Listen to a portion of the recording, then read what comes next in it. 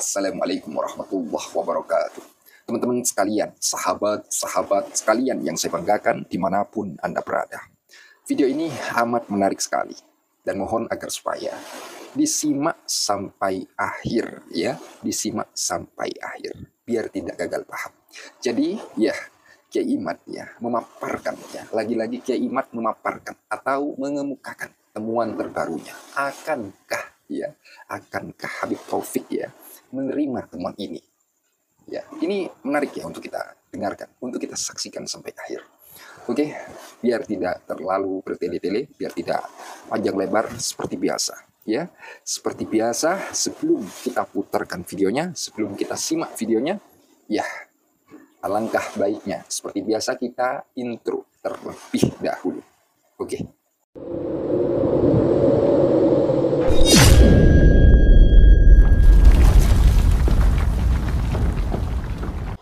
Syarif Abdul Jadid bukan keturunan Ahmad bin Isa.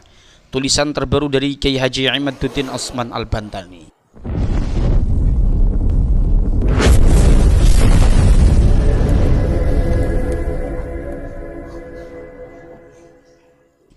Jadi kita akan membahas tulisan Kiai Imad ini yang terbaru dengan tajuk Syarif Abdul Jadid.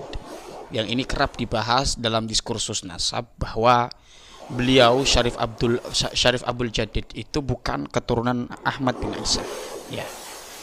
Kitab As-Suluk fi Tabaqatil Ulama wal Muluk ya, adalah kitab sejarah yang memuat tentang nama-nama ulama dan penguasa Yaman. Ia ditulis oleh sejarawan dari kota Janad yang bernama Bahauddin Al-Janadi yang wafat 732 Hijriah. Kitab ini mereportase seorang ulama yang bernama Syarif Abdul Jadid dari keluarga Abu Alwi dan adiknya yang bernama Abdul Malik. Dari sinilah nanti di abad ke-9 Hijriah, keluarga Abdurrahman As-Segaf mengklaim Syarif Abdul Jadid ini sebagai bagian keluarga mereka. Ingat, dari sinilah ya, kelak di kemudian satu abad kemudian dari Al-Janadi, yaitu di abad ke-9, keluarga Abdurrahman As-Segaf ini mengklaim Syarif Abdul Jadid ini sebagai bagian keluarga mereka. Ketika mengurut silsilah nasab Syarif Abdul Jadid, Al-Janadi menyambungkannya sampai Ahmad bin Isa tanpa menyebutkan dasar dan sumber otoritatif dari kitab-kitab nasab ya. Kemudian apa? Silsilah lengkap Syarif Abdul Jadid yang terdapat dalam 3 versi manuskrip kitab As-Suluk adalah, yaitu Abdul Hasan Ali atau Syarif Abdul Jadid bin Muhammad bin Ahmad bin Jadid bin Abdullah bin Ahmad bin Isa dan seterusnya. Silsilah tersebut tertolak oleh kitab-kitab nasab yang menulis anak keturunan Ahmad bin Isa, di mana dalam kitab-kitab nasab Al-Qadimah atau terdahulu tidak pernah menyebutkan bahwa Ahmad bin Isa mempunyai anak bernama Abdullah. Tentu ini bertentangannya. Kitab Asy-Syajarah Al-Mubarakah misalnya, ini di abad ke-6 tahun 597 Hijriah, menyebutkan bahwa anak Ahmad bin Isa yang berketurunan adalah 3 orang, yaitu Muhammad, Ali, dan Husain.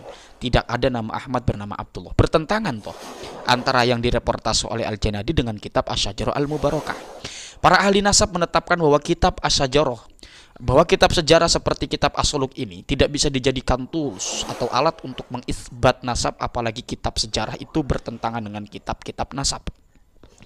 Dalam Usulul Ilmi An-Nasab atau Usulul Ilmi Nasab wal Mufadalah Bainal Ansab karya Fuad bin Abdul bin Abil Ghais Al-Jaizani halaman 76 sampai 77 dikatakan, wa indama nuhaqqiqu an-nasaba fa innal masadir allati yumkinu an nastaqiya minha an-nasaba yajibu an takuna min kutubil ansabi al-qadimati allati kutibat fima qabla al-asr ya.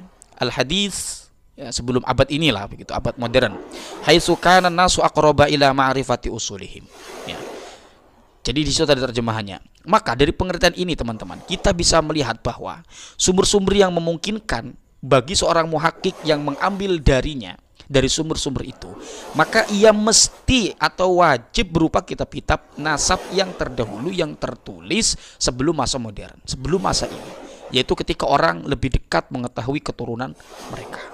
Perhatikan kalimat wajib berupa kitab-kitab nasab terdahulu. Ini dalam tanda petik. Sedangkan as-suluk bukanlah kitab nasab.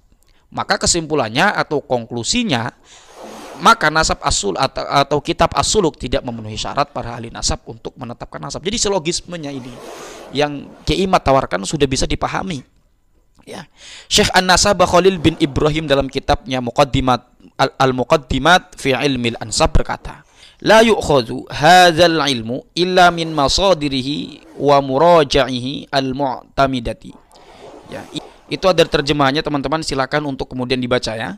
Kita lanjut saja untuk mempersingkat waktu. Perhatikan kalimat ucapan ahli nasab ini, bahwa penetapan nasab tidak bisa diambil dari kitab-kitab selain rujukan penetapan nasab. Sedangkan as-suluk adalah rujukan sejarawan, bukan rujukan ahli nasab. Dr. Abdurrahman bin Majid Al-Qoroja dalam kitabnya Al-Kafi Al-Muntakhab mengatakan, wala yuqaddamu bihalin ala ma yasbatuhu an-nasabatu khususan in kanu aqraba zamanan aw makanan. Kita singkat, kalau mau teman-teman baca artinya itu silakan ya. Perhatikan ucapan seorang doktor dan seorang nasabah ahli nasab ini, bahwa sejarawan tidak boleh didahulukan sama sekali dari apa yang telah ditetapkan para ahli nasab. Al-Janadi adalah seorang sejarawan.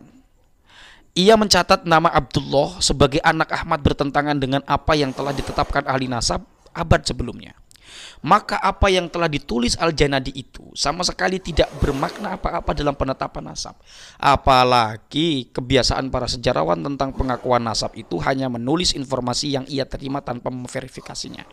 Karena bagi sejarawan, pengakuan itu pun merupakan bagian dari sejarah itu sendiri, atau biasanya sejarah oral ya. Sejarah pengucapan itu.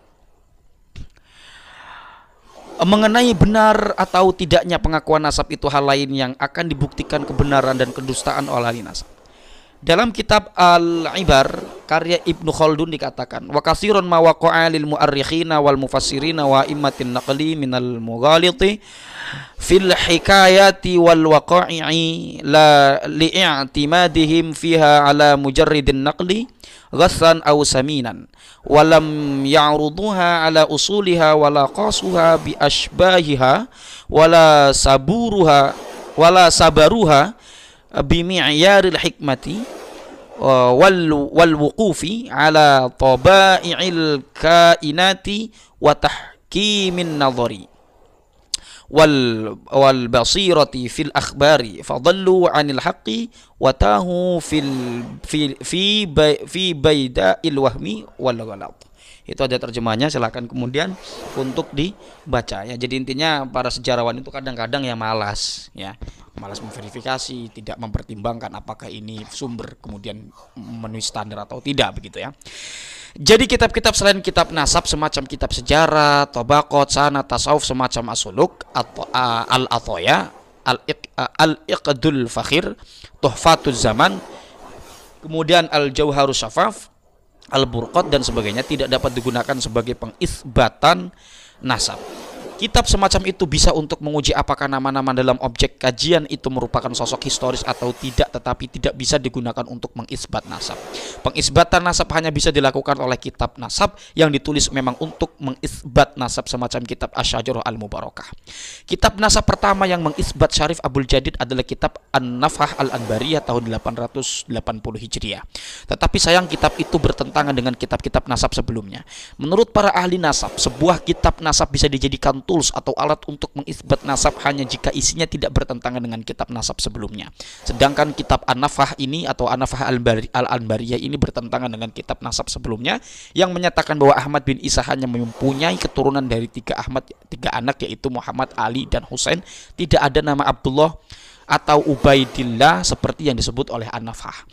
Nama Syarif Abdul Jadid tidak pernah sekalipun disebut dalam kitab-kitab nasab sebelum abad 9 sebagai keturunan Ahmad bin Isa. Dengan sangat lemahnya nasab Syarif Abdul Jadid ini, keluarga Abdurrahman As-Saghaf mencangkoknya untuk menautkan diri dengan Ahmad bin Isa. Jika yang dicangkoknya saja tidak sah, maka yang mencangkoknya lebih tidak sah lagi. Wah, ini sindiran lagi dari Kiai Imad ya. Penulis Imaduddin Utsman Al-Bantani. Mohon maaf jika ada kekeliruan atau kesalahan dari apa yang saya sampaikan. Kurang lebihnya saya mohon maaf. Hadanallahu wa iyyakum ajma'in. Salam cinta damai untuk semuanya, untuk NKRI tercinta. Wallahu huwal muwafiq ila aqwamit thariqin. Wal afu minkum. Wassalamualaikum warahmatullahi wabarakatuh. Semakin hari Kiai Imad lagi-lagi paparkan temuan terbarunya. Seperti yang sudah kita saksikan bersama, Kiai Imad tidak henti-hentinya. Beliau tidak stop di dalam meneliti nasab Ba'alwi. Beliau terus mengemukakan penelitiannya tentang apa yang telah beliau temukan. Dan saya rasa memang itu perlu dikemukakan ya. Dan semoga Kiai Imad ini diberikan kesehatan oleh Allah, panjang umur yang barokah, dan terus semangat di dalam meneliti. Terus semangat, jangan kendor, terus semangat. Jika jenengan temukan lagi temuan-temuan terbaru, ayo silakan Kiai, silakan paparkan itu. Ya. Jadi lagi-lagi kita pada saat ini teman-teman, kita lagi-lagi harus ingat kita sedang mencari kebenaran. Kita sedang mencari kebenaran, bukan mencari pembenaran. Maka ayo untuk Kiai Imad paparkan terus, kemukakan terus penemuan-penemuan terbaru. Ya, begitu. Dan video ini saya temukan dengan sebuah judul yang amat mengejutkan Kurang lebih begini teman-teman Jangan sampai kelewat. Kemudian ada 2 tanda seru. Selanjutnya, temuan baru Kiai Haji Imaduddin Habib Taufik akan menerimanya atau tidak. Kemudian setelah itu ada tanda seru Kemudian ada tanda tanya, akankah menerimanya? Begitu Dan mungkin itu saja yang dapat saya informasikan. Kurang lebihnya jika ada kekeliruan, kesalahpahaman, saya pemilik channel atau official mohon maaf sebesar-besarnya. Sekali lagi jika ada kekeliruan, kesalahpahaman, saya mohon maaf sebesar-besarnya. Itu saja Akhirul qaul, ihdinas siratal mustaqim. Assalamualaikum warahmatullahi wabarakatuh. Terima kasih.